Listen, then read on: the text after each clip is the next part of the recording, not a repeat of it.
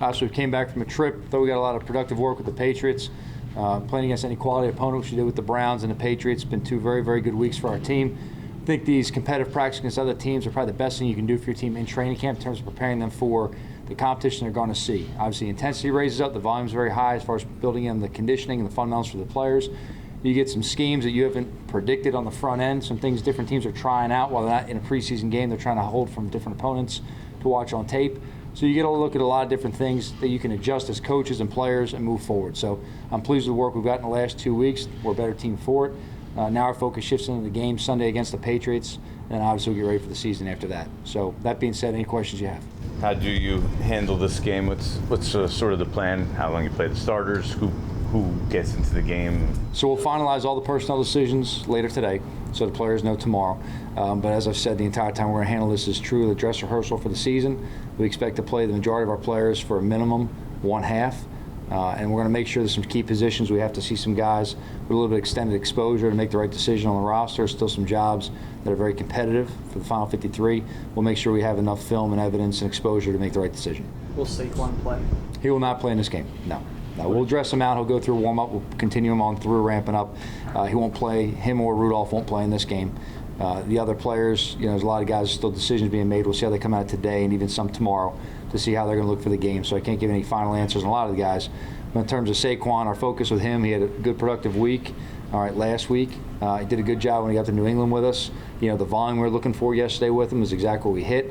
Jason did a good job as far as mixing them in as controlled as we could early in the drives, where we could really go ahead and predict and call the plays to get him out, really get him in some space and use him for some things, going forward into the season. Look, the folks will be really gearing him up to as much 11-11 as we can get with our own team, controlling the situations, then also putting him in some situations where he's got to go out there and just react. And that's really the biggest test physically come off any injury is when you're on the field. It's the reaction rate, quickness, and the suddenness you have to play with. Do you have any sense on whether he'll be able to play week 1 or not, one way or the other, Saquon? No, I don't right now. We got 2 weeks right now. We're going to just do right by him by seeing how he practices and make a decision based on that. What did you think of how he handled that last catch and change of direction, like near contact? Did that show you more than you had seen previously? I thought it was really encouraging, Pat, because you see it in the drill work on the field. You see him doing stuff in individuals, but then to go out there, and that's really what you're looking for, getting a guy really building back. I keep talking about that reactionary quickness. You got to catch a ball, locate a defender, make a move, have some suddenness, and your body just has to be able to go and play explosively. So I thought that was good by Saquon.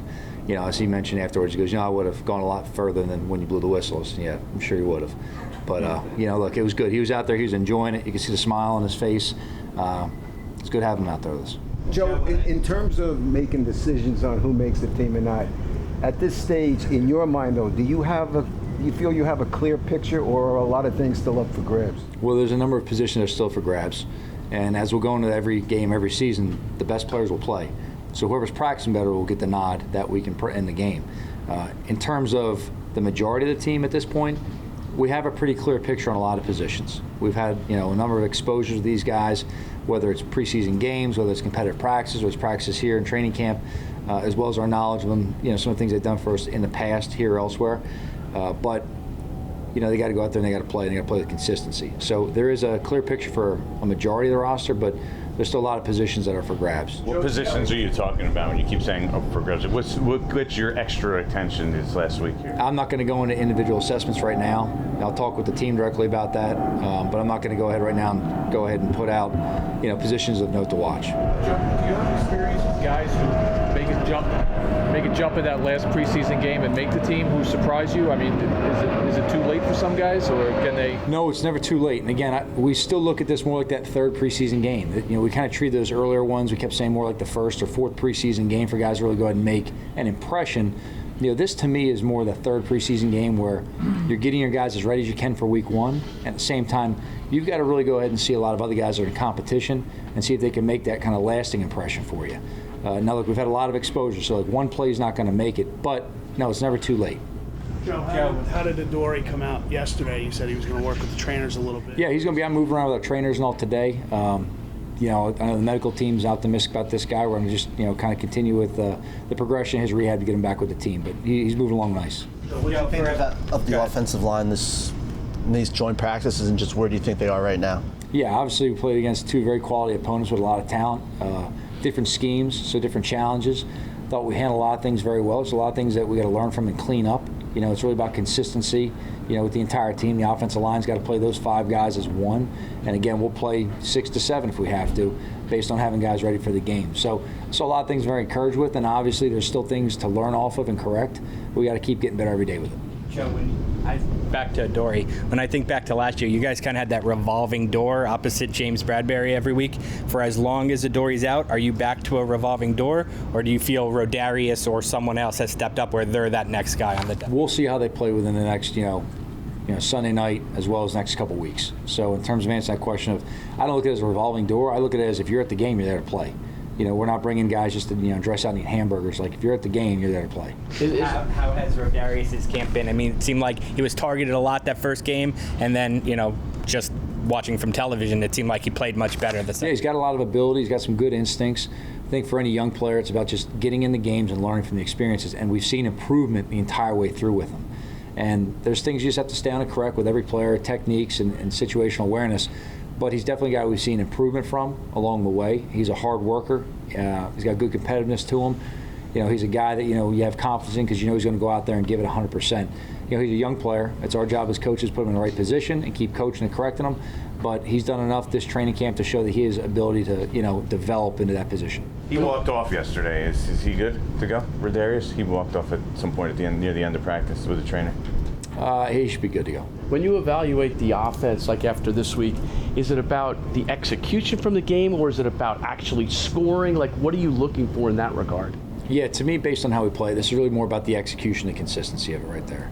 I mean, there's going to be the final score may be one way or the other. Look, we play every game to win. Preseason, postseason, doesn't matter. We're playing every game to win. That's just our mindset here and how we're going to do things, and we'll do it however we have to. But in terms of the preseason game, really right now, we just want to get our units out there. We keep talking about developing chemistry. We've had a lot of opportunities the last couple of weeks against Cleveland and New England to get out there and develop chemistry. I thought yesterday was a great day for our team. It really was. It was a situational day. Just throw them out there and have them just play out fourth quarter situations, and whatever comes up, comes up. Obviously, me, Coach Belichick, kind of control a lot of the situations to either extend drives or manufacture plays that, kind of make sure we experience more of the situational aspect at the end of the game. I thought yesterday was just great. Guys had to get in the huddle, hear the play, line up, play it. Whatever comes your way, adjust, make it right. If something bad happens, get lined up, play the next play. So we had a lot of experience we can learn from yesterday. But in terms of the game going forward, this is going to be about execution for us. You have a lot of guys who are sort of on that injury bubble to play, who are veterans and who have got an NFL experience. Kadarius doesn't. How close is he to playing on Sunday, and how pressing is the need to get him on the field? Is that KT talking about? Yeah, Tony. Yeah, so we'll see where he's at with the trainers today and keep on moving them forward. Obviously, we want to get all of our guys out there. There's a number of young guys that, look, it's unfortunate, but there's a number of young guys that we haven't been able to get them as many reps as we really want to this training camp to really get them ready for the season. And as a young player especially, you can't lay back on your years of experience. Kyle Rudolph's a much different situation. He's played a long time in this league. He's got a vast experience in different systems, different coaching. He can draw on his experience and get him ready. Now, that doesn't mean you just go ahead and roll the ball out there on day one. This guy's got practice, and he's going to be, his absolute peak performance. We got to get him there and keep moving him along. But the young players especially, you asked about, Darius Williams a second ago. We had a question about, getting this guy moving, and they need the experience to get them going. No one just jumps out there because they have ability or talent and is going to play, in week 1 or week 2, whenever they get out there, like they're going to play in week 8, week 10, year 2, year 3. They're going to keep on progressing as a player. So in terms of getting him ready, whenever we're afforded the opportunity to get him on the field, we're going to get him ramped up and get him going. Does he have a chance to play on Sunday? I mean, we haven't seen him practice. We got to check with the trainers right now. I mean, we got to consider a lot of things in that, Jordan, in terms of, can he go? The volume of work we want to work him at. Is it the best thing for him individually? Is it the best thing for our team collectively? Put a guy out there who hasn't had a lot of reps. That's with anybody. It's like when we had Ted Larson. Ted's got a lot of games in this league, right? Played a lot. He got here for one game. We could have probably brushed him up and got him ready to jump on out there, and he could have functioned, but you put him next to a couple other guys who never played next to him, that creates other issues as well. And you want to make sure that you can evaluate everybody on the field. And if all of a sudden you put one piece out there, that's not really on the same page, that affects your ability to evaluate other positions as well. Joe, you have some draft picks like Ellerson Smith and Aaron Robinson who have not been on the field. I noticed Ellison came off PUP, but I mean, do you almost have to give them a redshirt year with final cuts coming up? The redshirt year doesn't exist in this league. It's our responsibility to get those guys ready however they can. The one thing about this year you got to keep in mind is it's a longer season that's been in the past. This is a different type of year. Spring was much different this year.